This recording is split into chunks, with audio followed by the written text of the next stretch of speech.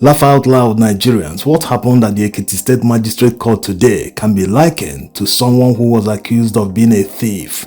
Instead of proving to the world that he's not a thief, that is a wrong accusation, he ends up stealing from his accuser, thinking that he's getting back at the person, sort of vengeance. Why are you accusing me of being a thief? I will teach you a lesson. I will touch you where it hurts. I will steal from you. Without realizing that he just proved the guy right. He just told the world, hey, I am actually a thief.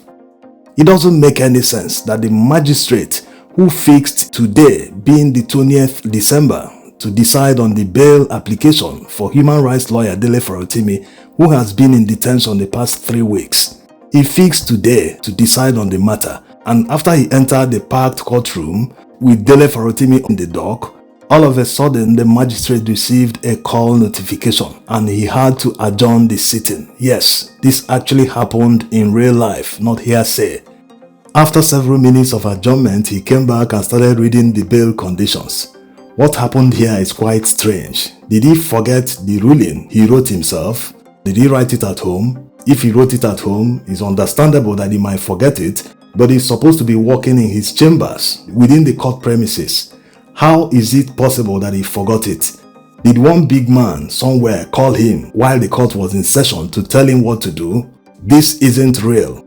It's just like saying that a carpenter will forget his tape, his hammer or his saw while going to work. Does a mason ever forget his trowel or shovel at home while going to work? Or a farmer forgetting his hoe or his digger?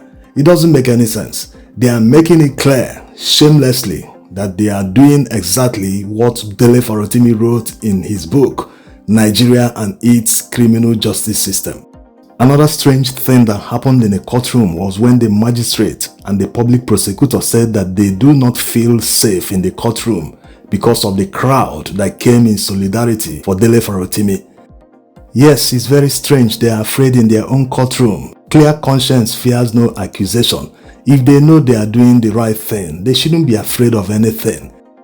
The judge handling Yahaya Bello's case in Abuja has never left such a remark, despite the fact that the courtroom is always filled to the brim with Yahaya Bello's supporters. Why are these ones feeling unsafe in the magistrate court in Ekiti State? You already know the answer. They are punishing Dele Farotimi for having the audacity to criticize them. He was supposed to look away, like every other lawyer or judicial officer. He was supposed to look away, mind your business while we do what we want to do, while we swim in corruption. Yes, for having that audacity to tell them to their face, to grant interviews, to write it in a book that the Nigerian judiciary is corrupt. That's why he's suffering today. So if the judge in Abuja is not afraid of the crowd in the courtroom, despite the fact that the matter is about someone that stole or misappropriated more than 100 billion naira, being money belonging to Kogi State government, why should the magistrate and the public prosecutor in Ekiti State Magistrate Court be afraid of the crowd? If you reason this, you will see that the judge in Abuja is actually supposed to be under heavy police protection right now, because we are talking about 100 billion naira. Someone that stole that amount of money can do anything to get a favorable judgment. If he can't buy the judge, he can do anything to get another judge, to get the matter transferred to a favorable judge where he will get judgment. It doesn't make any sense that someone who hasn't stolen a kobo from the Nigerian government, he hasn't even held a public position or elected position in the past, he's just been a private individual who has decided that all his life he will continue speaking truth to power. He has done nothing wrong. The worst that can come out of this is 2 years imprisonment, because it is no longer a criminal offense in Ekiti State. The law was expunged in 2021 by the State Assembly. So what are they doing? This is at most a misdemeanor. Even if they successfully prove that he truly defamed Are Afebabalola, he's not looking at more than 2 years for a misdemeanor. So what are they doing? This is so shameful. It has gone beyond judicial rascality. It is now judicial terrorism. Dele Farotimi is actually facing a non-existent crime in Ekiti State Magistrate Court. Instead of striking out this matter on the first hearing, The magistrate has kept Dele Farotimi in prison the past 3 weeks for no reason, just to punish him, to shut him up, plus all the other strange conditions. How can the magistrate set bail at 30 million naira for writing a book? What is going on in this country? On top of 30 million naira, he must deposit his international passport, which he has already deposited at the Federal High Court in Ekiti State for the cybercrime charges. So which international passport is Dele Farotimi going to submit? Does he have another nationality apart from Nigeria? Or is it a way to make him not to meet the bail conditions? Now to the bail condition that borders on dictatorship. There's a saying that you can't beat a child and still stop him from crying. If you don't want the child to cry, simply don't beat him. They have beaten Dele Farotimi. They have kept him in an illegal detention for more than 3 weeks, and they still don't want him to cry about it.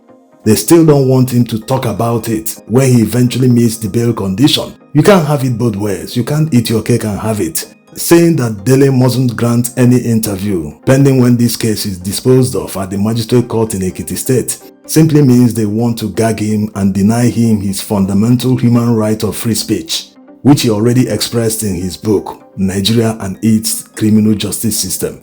They have played out that book. They have acted out the book exactly as he wrote it. Now they don't want him to comment further or maybe tell Nigerians that, hey, I'm going to write a part 2 of the Nigeria and its Criminal Justice System. They don't know they are the ones on trial. They think the fact that Dele is in prison and in the dock, being photographed, being handcuffed, they are humiliating him. They don't know that the world is actually watching them and seeing that, hey, these guys are truly corrupt, more than Dele Farotimi even expressed in his book. Anyway, P2B has pledged to sort out Dele Farotimi's stringent bail conditions.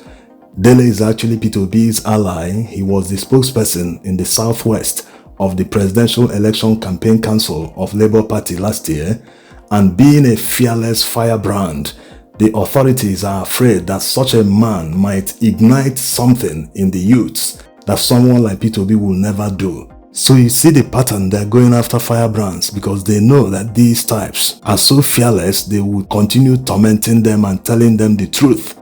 And one day they might ignite something in Nigerian youths. Yes, there's no doubt that many Nigerians are docile, but the very few that are fearless, that always speak truth to power, the government will always target them. Like this lady, famous, she was targeted in Lagos. She was flown from Lagos to Abuja just because she made a video criticizing the government. Now they have charged her for, do you know what? Insulting Tinubu's son. Where is this kind of crime written in Nigerian penal codes? Insulting someone is a crime for which this lady was flown from Lagos in a chartered flight, of course, or maybe a commercial airliner, all the way to Abuja to be charged to court. What abuse of power. They always keep chasing shadows. They always keep showing Nigerians that they have enormous powers, that everyone must submit and tremble at their presence. They never use this power to solve all the security challenges we have in Nigeria. They never use this power to go after criminals, to fight them to a standstill. They never use these powers to better the lives of Nigerians. Rather, they always use it to torment Nigerians, to oppress them. What have Nigerians done? You cannot give good governance. You cannot allow them to express themselves freely like the Constitution guarantees. You treat them like slaves, as if they are not freeborn in their own country, as if these people are colonialists. Yes, it leads one to ask, are these people Nigerians? Are they our fellow brothers? Why do they treat us with such contempt? Even if this lady insulted anyone, it's not a crime. It's not written anywhere in Nigeria Penal Code that insult is a crime. No.